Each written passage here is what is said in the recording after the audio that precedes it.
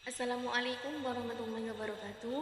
Perkenalkan, nama saya Diana Mulyadi dengan NIM 53020230095. Dalam video kali ini, saya akan menjelaskan sedikit materi tentang ilmu tajwid sebagai tugas ulangan tengah semester mata kuliah Al-Quran dan Teknologi. Yang akan saya bahas dalam ilmu tajwid hanya ada dua pembahasan. Yang pertama yaitu pengertian ilmu tajwid, dan yang kedua yaitu pembagian hukum bacaan nun sukun dan tanwin. Memasuki pembahasan yang pertama yaitu pengertian ilmu tajwid. Jadi ilmu tajwid adalah ilmu yang mempelajari tentang tata cara membaca setiap huruf-huruf dalam Al-Quran sesuai dengan kaidah, makhraj, dan sifatnya. Adapun urgensinya yaitu yang pertama, agar setiap huruf-huruf dalam Al-Quran tersebut dapat dibaca dengan sempurna sesuai dengan kaidahnya.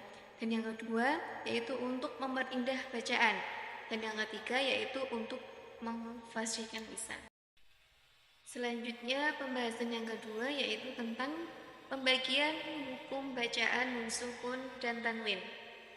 Jadi, apabila ada nun sukun atau tanwin bertemu dengan salah satu huruf hijaiyah yang berjumlah 28, maka akan menimbulkan 5 hukum bacaan, yaitu yang pertama ada idgham halqi, yang kedua idgham bigunnah, yang ketiga idgham bila gunnah, yang keempat iqlab, dan yang terakhir yaitu ikhfa hakiki.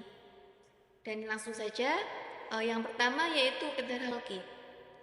Jadi, pengertian dari bacaan idgham halqi adalah apabila ada nun sukun atau tanwin bertemu dengan salah satu huruf halak yang terdiri dari hamzah, ha, ha, kha, ain, gin, maka harus dibaca jelas. Sebagai contoh yang tertera yaitu yang pertama man amana. Di situ ada nun sukun bertemu dengan hamzah, jadi harus dibaca jelas. Man amana. Memasuki contoh yang kedua yaitu minhum. Di situ terdapat nun sukun bertemu dengan huruf ha, maka harus dibaca dengan jelas minhum. Yang ketiga, contoh yang ketiga yaitu ghafurun halim. Di situ terdapat dhammah tanwin bertemu dengan huruf ongin, jadi harus dibaca jelas. Selanjutnya yang kedua yaitu hukum bacaan idgham bigunnah. Adapun pengertiannya yaitu apabila ada nun sukun atau tanwin bertemu dengan salah satu huruf 4 yaitu ya, mim, nun, waw, maka cara membacanya yaitu harus dengan mendengung. Adapun panjang dengungnya yaitu sekitar 2 harokat atau 2 ketukan. Contohnya yang pertama may ya'mal. Di situ terdapat nun sukun bertemu dengan ya, maka harus dibaca dengung. May ya'mal. Yang kedua, lan nu'mina. Di situ terdapat nun sukun bertemu dengan nun, jadi harus mendengung. Lan nu'mina. Yang ketiga yaitu masalamah. Dalam lafaz tersebut ada fathah tanwin bertemu dengan mim, harus dibaca dengung. Masalamah. Dan untuk contoh yang terakhir yaitu wara'du wabarqun. Di situ terdapat dhammah tanwin bertemu dengan huruf waw, jadi membacanya harus dengan mendengung. Selanjutnya yang ketiga yaitu hukum bacaan idgham bila gunnah. Adapun pengertiannya yaitu apabila ada nun sukun atau tanwin bertemu dengan salah satu dua huruf, yaitu hurufnya lam dan ro, maka cara membacanya yaitu dengan diidghamkan tanpa dengung. Contohnya yaitu yang pertama ada hudal lil muttaqin. Di situ terdapat fathah tanwin bertemu dengan huruf lam, jadi harus dibaca dengan idgham tapi tanpa dengung. Hudal lil muttaqin. Adapun contoh yang kedua yaitu mir rabbihim. Ada nun sukun bertemu dengan huruf ro, jadi cara membacanya itu harus dengan idgham dimasukkan tapi tanpa dengung. Mir rabbihim. Hukum bacaan yang keempat yaitu iklab. Pengertiannya adalah apabila ada nun sukun atau tanwin bertemu dengan huruf ba.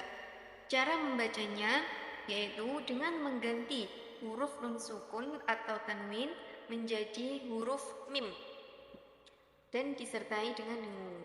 Langsung saja saya contohkan. Yang pertama yaitu mim ba'di. Di situ ada nun sukun bertemu dengan ba.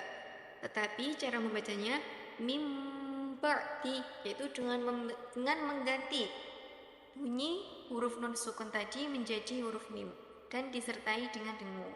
Contoh yang kedua yaitu sami'um basir. Di situ terdapat dhammah tanwin bertemu dengan huruf ba. Dan sama seperti yang tadi, cara membacanya yaitu dengan mengganti dhammah tanwin tersebut menjadi huruf mim. Sami'um basir dan disertai dengan dengung. Yang kelima yaitu hukum bacaan ikhfa hakiki.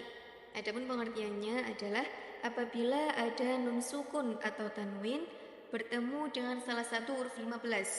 Adapun huruf-hurufnya yaitu ta, sa, jim, dal, zal, za, sin, shin, shad, dad, wa, dha, fa, qaf, kaf.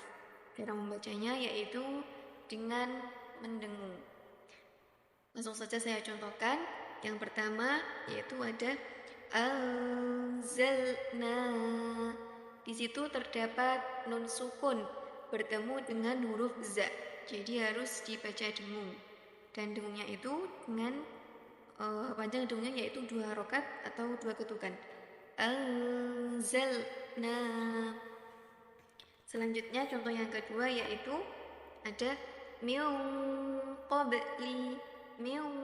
qabli.